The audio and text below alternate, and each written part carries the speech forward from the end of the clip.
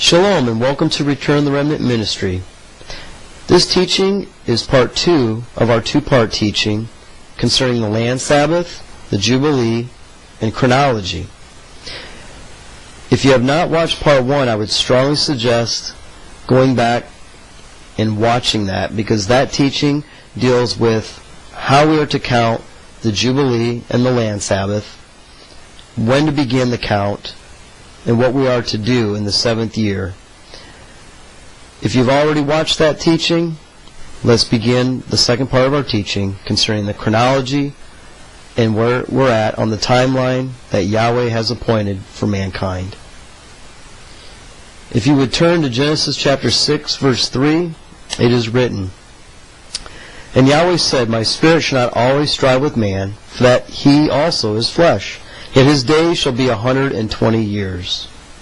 My question to you is, do you know anyone in the last 50, 100 years who has lived to be 120 years? I can't think of anyone. I know some people on the news that we find out that people have lived to be 114, 115 years old, but I don't know anyone that's lived to be 120. So, let's take a look at that word in our English Bibles translated in English as years. Is it years in this particular verse, or is it something else? If we look up the Strong's Concordance, H8141, we see that the Hebrew word here is shaneh, or shana. In its noun form, we can see that it can represent a year, it can represent a whole age, X amount of years long, old, but most importantly, it's a cycle or revolution of time. Now, there's many people out in the Messianic community and in Judaism who say that, well, this is talking about a Jubilee, and they're correct. I believe that they are correct. But where I think many people are in error is that they think there's 120 Jubilees and they're in 50-year cycles, meaning that there's 6,000 years is what Yahweh's timeline for man. I agree. I used to think this way. Nice and sweet. 120 times 50, 6,000. Very nice rounded numbers. But as I showed you in the first part of this teaching, there's 120 Jubilees, but they're in 49-year cycles, with the 50th year being the first year of the next Jubilee cycle. This would equal to 5,880 years. So, with that in mind, when will the next Shmittah and Jubilee occur according to biblical chronology? I've already gone through and given the dates.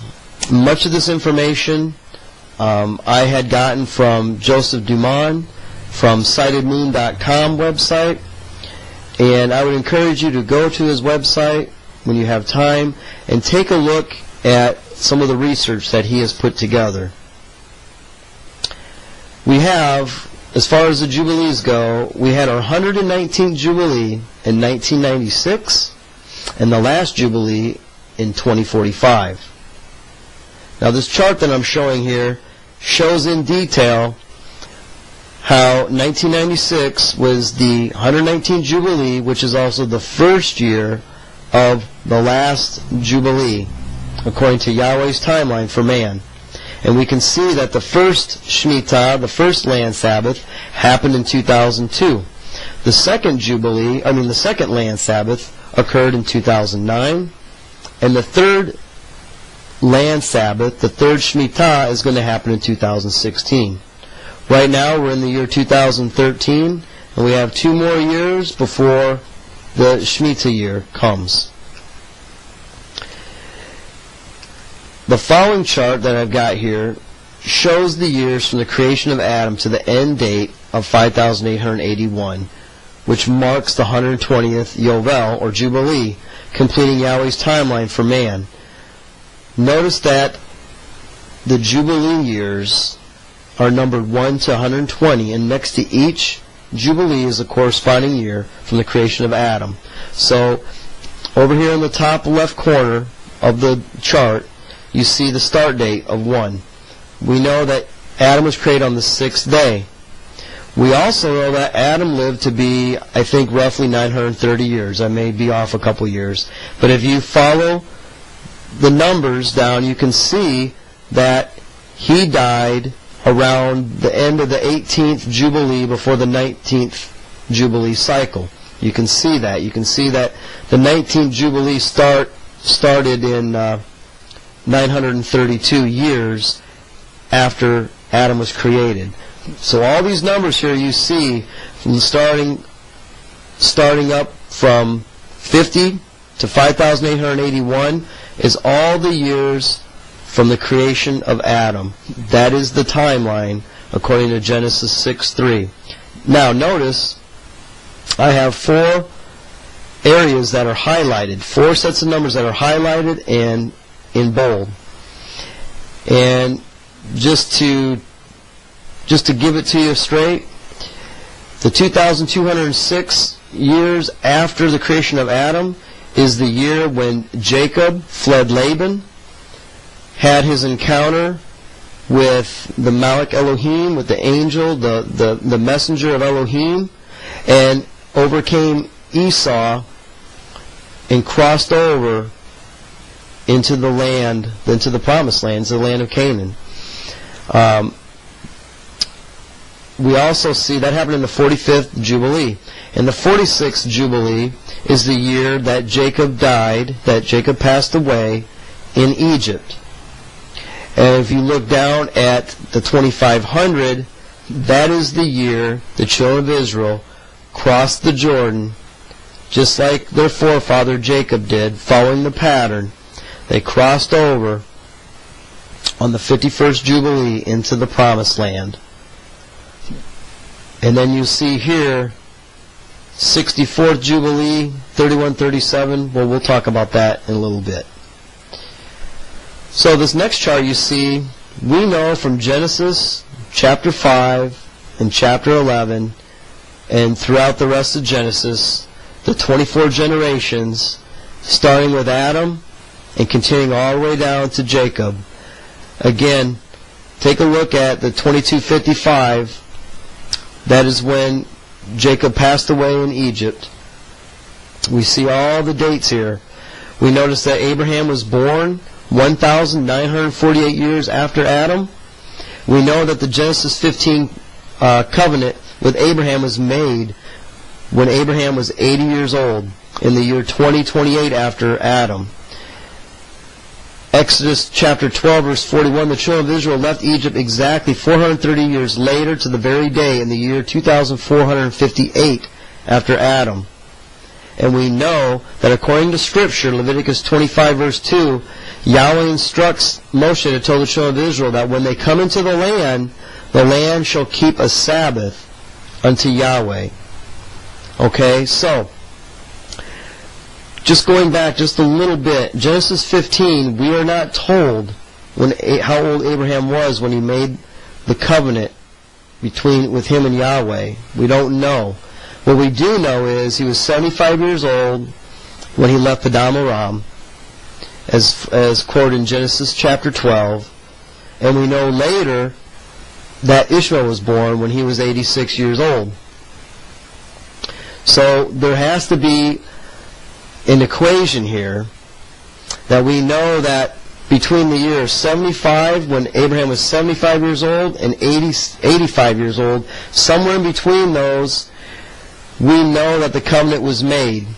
And we see that from that time the covenant was made, which was during Passover, unleavened bread, to the very same day that we see here in Exodus 12:41, it says that they left exactly on the 430 years later on the same day, which would have been the first day of unleavened bread. Okay? But in Genesis 15 it says that Abraham's seed would be afflicted for 400 years. So not Abraham, but his seed. That seed being the promised son, being Isaac. So if you take a look, we have to understand, when did Isaac start to be afflicted? And it has to line up with 400 years, and Abraham has to line up with 430 years, to the same day when they left. Okay? So the only date that fits this, I've done the homework, you can search it out for yourself. This is also, you can go to Joseph DeMond's website, sightedmoon.com. He goes into this as well. Also, he has a really good book, Remembering the Sabbatical Years of 2016, where he explains this in a lot of detail. But just bear with me that he had to have been 80 years old when the covenant was made. That started the 430 years from Genesis 15. And then when Isaac was 10 years old, it says that Isaac was weaned in Genesis chapter 21, verses 8 through 10. There was a big party, and we know that the son of Hagar, which is Ishmael, was mocking Isaac. Well, again, we have no understanding, we have very little understanding with ancient covenants and ancient Near East language. And so when we talk about a child today being reared or being weaned, we come up with different ages. But in order for this to fit, Isaac was 10 years old and Abraham was 110 when the 400 years of affliction started with his son. It's the only way it fits. It's the only number that fits. So that when you come up 430 years later from the Genesis 15 covenant, it all lines up. Okay, so now, this chart that I have goes into a little bit more detail to show the difference in the years from Adam, which is the top line. The second line shows the 430 years of affliction. And then also we see three highlighted areas that talk about when Jacob overcame Esau and came into the land of Canaan, where Jacob passes away in Egypt, and the 2,500 years after Adam when Israel enters the Promised Land. It's a pattern. A lot of this information I got not only out of the Bible but also out of the book of Jasher. Some of the information in the middle, I wouldn't get into too much of that. Just the bottom line is the 430 years from Genesis 15 has to line up with later, a future date, where the 400 years of affliction start with Isaac, and they have to line up together so that the children of Israel leave in the year 2458 after the creation of Adam and end up in the land of Israel on a Jubilee year, on a Yovel year. It's the only date that fits. Now, interestingly, in 2 Kings chapter 19, verse 29, we have a key verse here. We're given a marker. Yahweh is giving us a marker, which is huge. This will be a shock to you. It's just like when we read our Bibles 50, 60 times, we go over the same verse, we don't get, and then all of a sudden it comes on like a light bulb. This is another one of those verses. But you have to first understand what the land Sabbath is about and the Jubilee, what they're about, so that you'll understand what this verse is about. 2 Kings chapter 19, verse 29. Before I get into reading this verse, just a quick recap. During this time, Sennacherib, king of Assyria, was invading Judah. And he was in the Judean area, and he actually was having a battle at Lachish. And he sent one of his messengers to Jerusalem to let them know that he's coming, and to let them know that they need to surrender, and basically mocking the Elohim of Israel, saying that their God would not save them, just like all the other gods of the other nations didn't save them. Well, at this time Hezekiah was king of Judah. He heard this, tore his clothes, prayed to Yahweh. Yahweh heard his prayer, and Yahweh sent word to Isaiah to tell Hezekiah the following verse. And this shall be a sign unto you, Hezekiah. You shall eat this year such things as grow themselves, and in the second year that which springs of the same, and in the third year sow, reap, and plant vineyards, and eat the fruits thereof. So, if you've listened to the first part of this teaching, you should know right away what this is in regards to. This sign is none other than a 7th year Shmittah, land Sabbath, followed by a Yovel, a Jubilee. It's incredible. Read it again. Look at it again. This is a key verse, key marker. Now, the Sennacherib prism, or the Taylor prism, which was found in 1830 amongst the ruins of Sennacherib's palace, which is in modern-day Iraq, gives account of the victory battles of the Assyrian king. And many scholars and historians date Sennacherib's campaign against the kingdom of Judah at 701 BC. So, if we chart this out, 701 BC is the 49th year, the 7th sabbatical, followed by 700 BC, which is the 50th year, the Jubilee or the Yovel, and then the year following that, 699 BC, is the year following the Jubilee.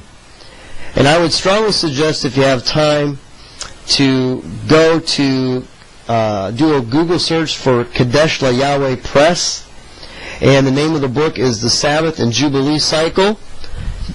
And this is a very, very important book that goes into detail about Sennacherib's campaign, Hezekiah, and it gives strong support for a 701 BC being the Shmittah year, the 7th Shmittah year, and 700 BC being the Yovel or Jubilee. So, if we're to plug those dates in to 2 Kings chapter 19, verse 29, this is how it should read. And this shall be a sign unto you. You shall eat this year, 701 BC, Shmittah, such things as grow themselves, and in the second year, 700 BC, the Yovel, that which springs of the same, and in the third year, 699 BC, the year after the Yovel or the Jubilee, you can sow, reap, and plant vineyards and eat the fruits thereof. So based on just that verse of Scripture, and the Assyrian records verified through archaeology, we see that 700 BC was a Yovel, a Jubilee year. And if we add 49-year cycles from that point, it'll bring us to the last Jubilee, which happened in 1996. And you can see on that chart there, I've highlighted 700 BC, and then going in 49-year cycles, you'll see that 1996 was a year, and 2045 was a year. Interestingly, 1947 was a Jubilee. And in that year, what happened? The decree that Israel could become a nation again was enacted by the UN, and people started going back to their inheritance, just like in the Jubilee year. Now, remember, when you're trying to figure this out on your own, keep in mind that there is not a zero between the dates of -1 BC and 1 CE. There's no zero there. You'll go from 1 BC to 1 CE. Okay, now, this is very interesting, and this will help prove my point about 49-year cycles. This chart here explains the known historical recorded Shemitah years. And again, this information can be discussed in detail by Kadesh Yahweh Press, the Sabbath and Jubilee Cycle, and they have this online in PDF form. You can download it for free. I've actually printed it off. It's a very, very good book, very in-depth. I highly encourage you to download it and read it and study it out. So we see that there are 12 known historical recorded Shemitah years, or in a Jubilee in there. We know that from the 2 Kings 1929, we know the 701 BC, when Sennacherib, king of Assyria, attacked Judah, okay, that was a Shemitah year, and 700 BC was the Jubilee or Yovel year. We know that in 456 BC, Nehemiah reads the Torah as instructed in Deuteronomy chapter 31, 10 through 13. And we find that in Nehemiah chapter 8, verse 18. In 162 BC was a Shemitah year, and that can be verified through 1 Maccabees chapter 16, verse 14, and in Josephus' Antiquities. We also see in 134 BC another Shemitah year, which can be found in 1 Maccabees and in Josephus' Antiquities. And it's interesting because during this time there was the Hasmonean dynasty. And in 134 BC, John Hyrcanus was was king at that time, king of Judah. And his, if I have the story correct, his mother and some of his relatives were taken hostage, kidnapped, and taken back to a stronghold in Jericho. And the enemy had him there, and John Hyrcanus chased after him and built siege works and tried very earnestly to lay siege upon the city and rescue his family members. But very interestingly, you'll read in Scripture that he had to send his troops home. And he sent them home because it was very, very close to the 7th year land Sabbath. I find that very, very interesting. We have another date, 43 BC, Julius Caesar and Josephus' Antiquities. 36 BC, 22 BC, 42 Common Era. These can all be verified through Josephus' Antiquities. In the year 56 Current Era, there's a recorded debt in year 2 reign of Nero Caesar. 70 CE was a Sabbath year, the destruction of the temple. And we have two other dates, 133 CE and 140 CE, which deal with rental contracts at the beginning of the Bar Kokhba revolt and at the end, towards the end of the Bar Kokhba revolt. And interestingly enough, when my wife and I were in Jerusalem in May of 2013, we were at the Israeli Museum in Jerusalem, and I really enjoyed the synagogues and looking at the history, and so does she. And it just so happens that she stumbled upon a couple gravestones, a couple tombstones that were found in the Dead Sea region of Zoar. And so we didn't think much of it, but we took a couple pictures of these tombstones, and one of them, I'll give you one of them here.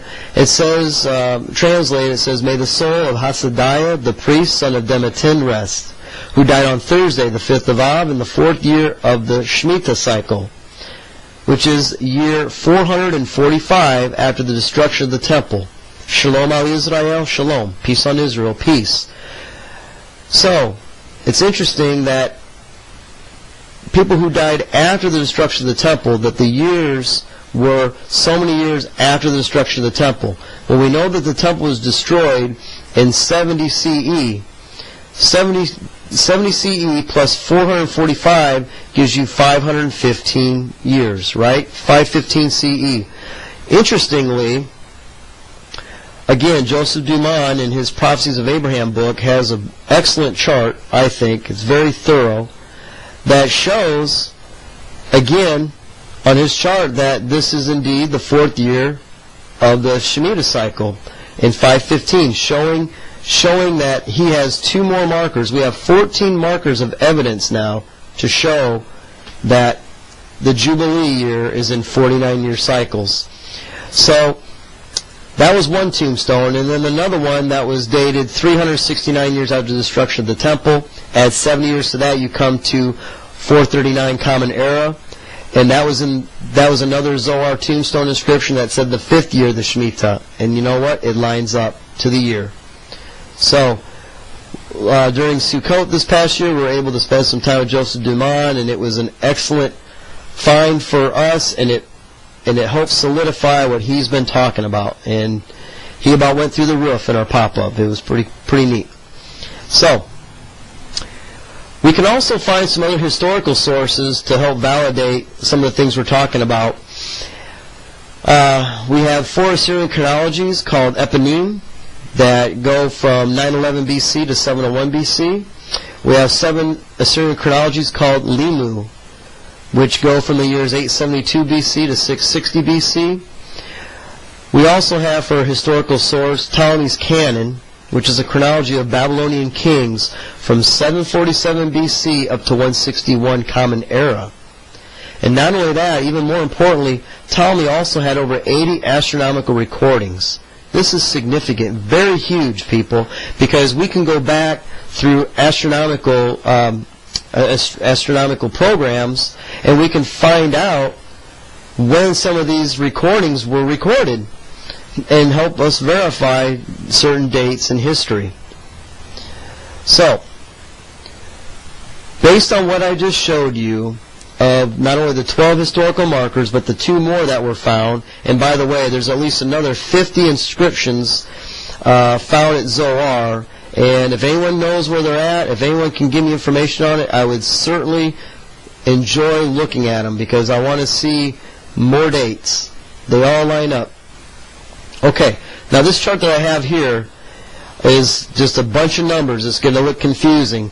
But basically what I did is I took, out of the 120 Jubilees, we know we have 7 land Sabbaths, right? 7 land Sabbaths and then a Jubilee, correct? And we're in cycles of 7. So, if we have 120 Jubilees, multiply that by 7, we have 840 Shmittah, 840 land Sabbaths in Yahweh's creation, in Yahweh's timeline for man, from the creation of Adam until the last Jubilee. So you can see here, I have in the blue the before Common Era in the BC range, and then I have in the pink Common Era. And you can see in the top left I have year 7, year 14, 21, etc., going all the way down. So there's 840 numbers on here. Okay?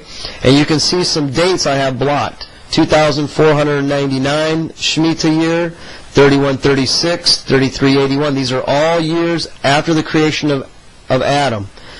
Now, this is just a bunch of numbers, but when you overlay it with the next chart I'm going to show you, you can see that in 1338, that was the Shmittah year before the children of Israel crossed over into the land of Israel in 1339 BC. We have 1337 BC. We have 701 BC, which is the Shmittah year, which is we found in 2 Kings 19:29. That is the year before the Jubilee. 456 BC. Again, all these that I have in bold are on Shmittah years that we have documented historical evidence to support. So you can see 43 BC, 36 BC, 22 BC, 42 CE, 56 CE, 70 CE, 133, 140. All these match. They all line up in a 40-year Jubilee cycle. If you use a 50-year Jubilee cycle, it won't line up. It will not line up. So, why is it important that we keep the Shmittah and the Yovel? We know the Israelites were exiled for not only disobeying Yahweh's Torah, but for not observing the Shmittah year or the Yovel. The land was not given its rest, servants were not set free, debts were not canceled.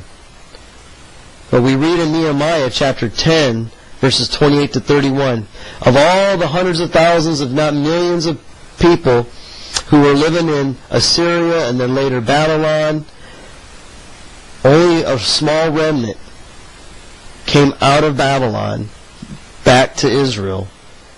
About 40,000 originally. And what happened? Nehemiah says the following, chapter 10, 28 to 31. And if the people of the land bring ware or any victuals on the Sabbath day to sell, we would not buy it of them on the Sabbath or on the holy day, and we would leave, let alone, the 7th year, Shmittah, and the exaction of every debt. When the children of Israel, that remnant, came back, they were zealous on keeping the land Sabbath. They wanted to show Yahweh they would keep it, and we can see, even all the way up to 515 current era, there were people in Judea, in Israel, that were keeping the land Sabbath. Maybe not collectively as an entire nation, but there were people doing it and continuing to do it even up till today. I said all that to say this: if you love the Elohim of Israel and desire to obey His instructions and keep His Torah, then this commandment for the Shmittah and the Yovel is like the Sabbath and holy days, holy to Yahweh.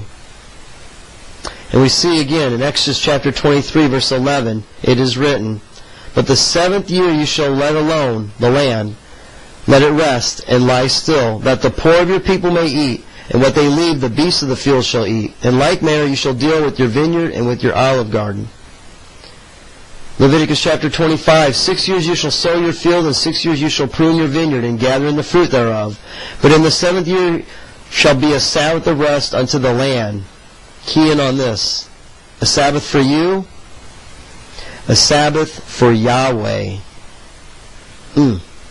So by doing what Yahweh says, which includes observing the Shmittah and Yovel, here's what He's going to do for you if you keep it.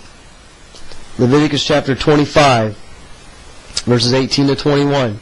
Wherefore you shall do my statutes and keep my judgments and do them, and you shall dwell in the land in safety, and the land shall yield her fruit, and you shall eat your fill, and dwell therein in safety. And if you shall say, what shall we eat the 7th year? Behold, we shall not sow, nor gather in our increase. Then I will command my blessing upon you in the 6th year, and it shall bring forth fruit for 3 years. Also, Deuteronomy chapter 11. Deuteronomy chapter 11, verses 22 to 27.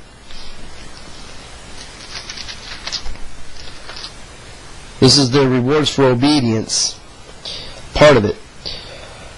For if you are careful to keep all this commandment which I am commanding you, to do it, to love Yahweh your Elohim, to walk in all His ways and hold fast to Him, then Yahweh will drive out all these nations from before you, and you will dispossess nations greater and mightier than you. Every place on which the sole of your foot shall tread shall be yours. Your border shall be from the wilderness to Lebanon, from the river Euphrates, as far as the western sea. There shall no man be able to stand before you. Yahweh your Elohim shall lay the dread of you and the fear of you on all the land on which you set foot, as He has spoken to you. See, I am setting before you today a blessing and a curse.